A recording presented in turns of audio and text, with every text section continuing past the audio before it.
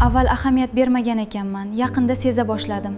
Doktor, hech narsa bo'lmaganmi bolamga? Malikaxon, sizga buni aytish menga oson emas. Lekin rostini aytishim kerak. Bolangiz eshitish qobiliyatini yo'qotgan.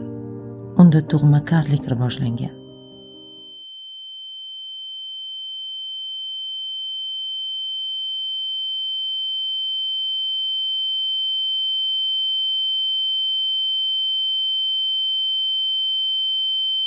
Yo'q, bu bo'lishi mumkin emas. U sog'lom tug'ilgan edi-ku axir. Demak, ularning ehtiyotsizligidan shunday bo'lgan, to'g'rimi? Yo'q, Malikaxon. Bunda shifokorlar aybdor emas. Ular bolangizni saqlab qolishgan. O'sha paytda eng to'g'ri qaror shu bo'lgan.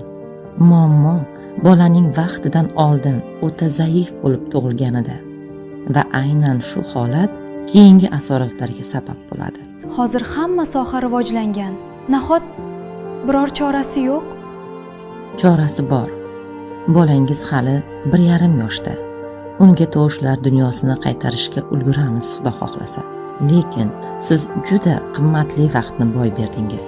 Agar boladagi bu holatni u 6 oylik paytdayoq payqab, vaqtida murojaat qilganingizda, biz bu masalani ancha oson hal qilgan bo'lardik. Kechir bolam. Onalik faqat mehr emas. U bilim va mas'uliyat ham. Ko'pincha yosh onalar bu narsaga tayyor bo'lmaydi, na tibbiyot jihatdan, na ruhiy jihatdan. Har bir qarorning o'z vaqti bor. Siz bu og'ir mas'uliyatga juda erta kirib qoldingiz va afsuski, shoshilib qilingan qarorlarning og'irligini ko'pincha begunoh go'daklar ko'taradi.